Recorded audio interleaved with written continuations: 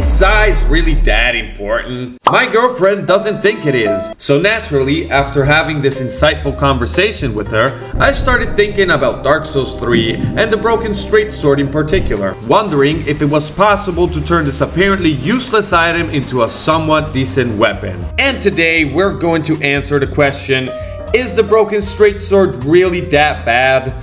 And listen, before some of you guys type in the comment that a lot of people have already done this and answered this question, let me tell you that I haven't answered this question yet, rendering all the videos previous to this one about this challenge completely invalid. And as usual guys, before we begin, it would be amazing if you could subscribe to the channel if you enjoyed this type of content. I'm close to reaching 4,000 subs and I would really appreciate it if you could help me reach that milestone. So let's begin this amazing journey. I named my character Lord Farquhar because he is the type of guy that needs to compensate for his broken and very short sword. Deprived myself of any dignity and picked the life ring for the ginormous boost in health. The run is immediately made invalid by useless Gundyr over here, since I can only get my weapon once he is defeated. I did not die here, I strategically returned to my grave because I forgot to light the bonfire and to get the Titanite shard. After I made Gundyr eat my wood, he showed me his meat, but it wasn't all that impressive honestly. And after defeating him, I finally got access to my broken straight sword. A weapon with no exceptional qualities, only a Mad Hollow would choose to fight with this. Well, seems like the perfect weapon for me. I then tree skipped like a pro. Damn it. Alright, first try. I picked up the Estus shard as well as the silver serpent ring, rizzed up the firekeeper by showing off my sword sticking skills. I arrived in Lothric where there were a few items I needed to get, like the gold pine raisin and the 2 titanite shards, another Estus charge and the black fire bombs. I also picked up a couple of embers just to be safe, and I was off to spank Vort right where it hurts the most. Not too hard if you use the raisins and remember to stay underneath him. And just like that, I got my first dub. Collected my grandma's dirty underwear and I showed them for the entire world to see. This obviously enticed some of her OnlyFans subscribers to show up and kidnap me to take me to the undead settlement, which is ironic because it is exactly where I needed to go. But before diving into the wonderful area that is Undead Settlement, I returned to the shrine and used the souls I gathered from Gundyr and Vort to level up my strength, vigor, and intelligence. After which, I had a lovely conversation with Grandpa Yol and I accepted his service. This would allow me to gain 5 free levels and to draw out my true strength. Back at the settlement, I picked up the Estus shard as well as another Titanite, lit the next bonfire, and made my way to the Road of Sacrifice. There wasn't much for me to do here, so I sprinted through it because who even likes this area anyways? I then bought magic weapon from Yol, talked to my future wife for the first time, reminded myself to go back to the settlement to pick up this Titanite shard, opened up the shortcut and collected the undead bone shards as well as some other goodies such as the cleric robes and mortician's ashes. Used another free level from Yol, bought some charcoal pine raisins, made a promise to Orbeck and got absolutely blasted by the crystal sage. So I decided that I wasn't ready for this fight just yet. So I went on to get the Faran coal, lit the bonfire in Faran Keep, and picked up the Estus shards as well as all the Titanites I could find, while also turning off the fires. This area is full of Titanite shards, so very useful in order to upgrade your weapon fast. Make sure this asshole doesn't eat your brains out though. Dying meant I could once more get a free level from our favorite grandpa, and I then exchanged one of my regular firebombs with Snuggly for a large Titanite shard. Upgraded my weapon to +2, lit the second bonfire, collected more bone shards, killed the 2 crystal lizards located above the Wolf of Faran bonfire for 2 large tits, and got myself the Dream Chaser's ashes for infinite Titanite shards. I put out the rest of the fires, upgraded to +4, traveled back to the undead settlement to chop up some wood, in order to give the transposing kill to Ludleth and exchange Vort's soul for Pontiff's left eye. I used my souls to level up, but even with my upgraded weapon, the Crystal Sage was still no joke. So I spent my last point from Yol on Vigor and banged my head against the wall until I had some favorable RNG and sent Logan from the convenience store to meet God. I then spent my YouTube ad revenue for some vigor, got the Paladin's Ashes. Hey kids, do you want to see a magic trick? It's called the annoying dog that appears out of nowhere.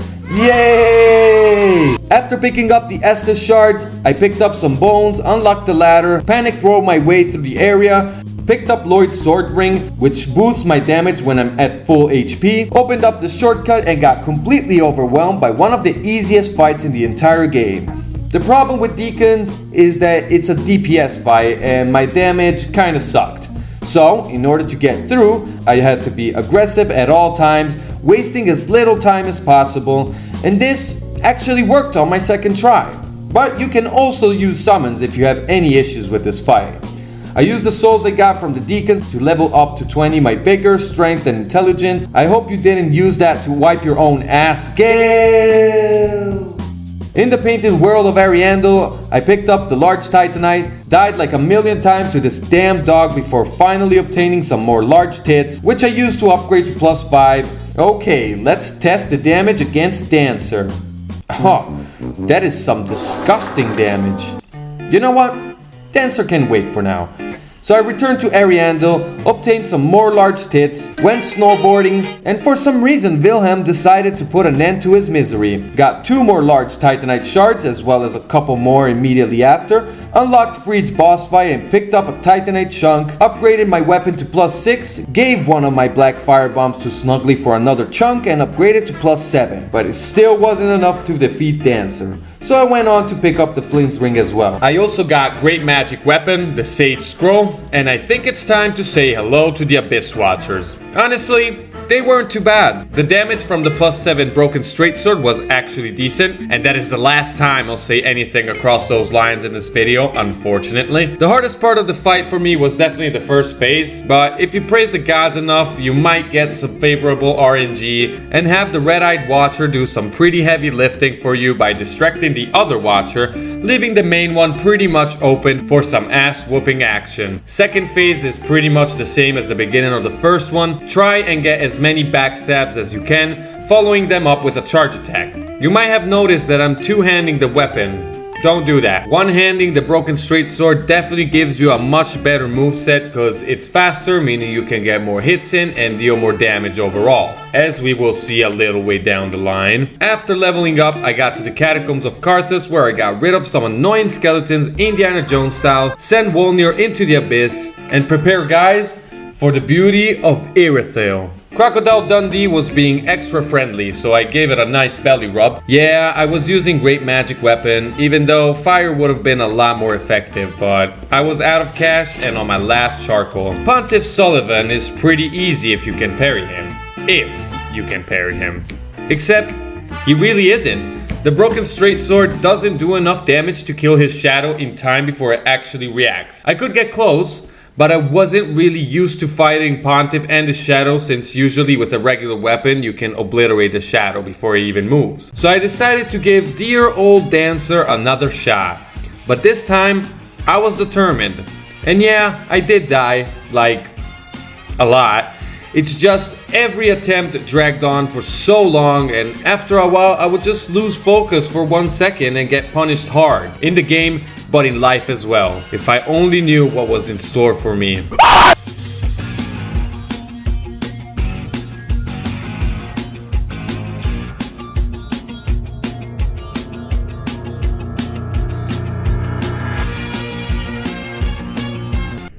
Here, I made this for you. I hope you enjoy it.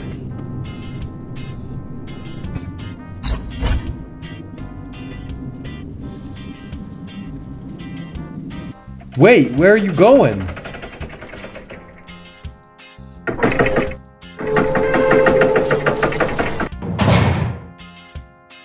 And I thought I was a good cook. In Consumed King's Garden, I got another Estus shard, as well as 1, 2, 3, 4 Titanite chunks. Got 5 and 6 in Lothric Castle, and 7, 8, 9, and at last 10 and 11. Upgraded to +9 and paid a visit to everyone's favorite anorexic dragon. Yeah, smash your baby on the ground. Well, Osiris bit, spinned, and spammed his most annoying attack, so I had to put him to sleep. He was such a good father though. Now this is a real boss.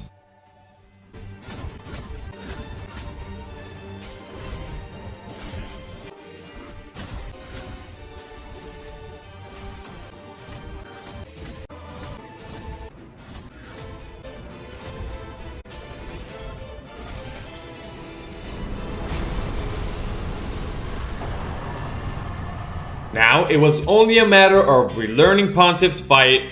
It was like he was a teacher and I was his student, and this is what I learned.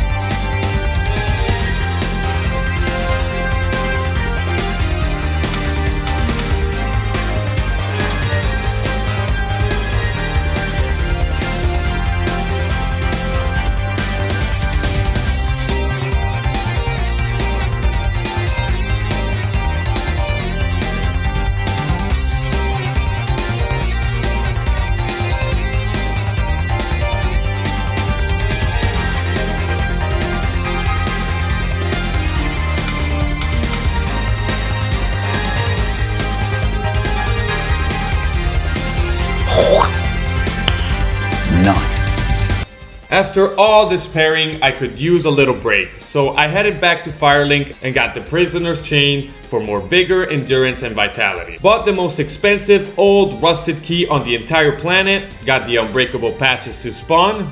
Turns out he wasn't really that unbreakable. Got the Katarina set and gave it to Siegward, had a drink with my pal down at the bar, and got my hands on the old cell key to free Siegward, and in sign of our good friendship, he gave me a slab. I witnessed one of the most badass moments in the series and distracted the giant like a little bitch while Siegward mowed him down with his storm ruler. This right here is a gamer moment. Me and Siegward, we both fell asleep, and I wish I could have just slept and never wake up, cause Aldrich was definitely the worst boss in this run. So before dealing with him, I got the heavy gem from Hawkwood and infused the broken straightsword. You can do this as soon as you kill the rotten greatwood. I did it now because I like the challenge and totally not because I forgot. Anyway, Aldrich was mostly an RNG fest. Since the fight dragged on for so long, the arrow spamming was insane and it was not a really good experience overall. I felt like I got more lucky than actually have improved in this fight. And time to go after the Dragon Slayer armor. Had a lot of fun with this one, honestly. Lightning is obviously your best friend here, and the only thing to watch out for are the giant meatballs shot from those things that fly around the arena. I really enjoyed using the broken straightsword in this fight, as the Dragon Slayer usually dies so fast, so I was glad I got to enjoy this fight a little bit longer.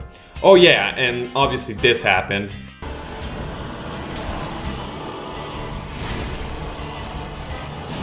Bruh. Definitely though, a fun experience. Reaching 30 intelligence and getting access to the Grand Archives meant that I could slap the Crystal Sage for the Crystal Scroll, and I then gave it to Orbeck in order for me to buy Crystal Magic Weapon, which is the best weapon buff as far as I know. Up next, the world's most adorable incestuous brothers, which in all honesty were really fun. Again, I enjoyed the extra runtime that the low damage provided. The deeper I got into this run, the more fun I was having. Anyway, you know the drill. Roll to your right, stay locked on in case he teleports, and whip him on his back during their second phase to damage Lothric as much as possible.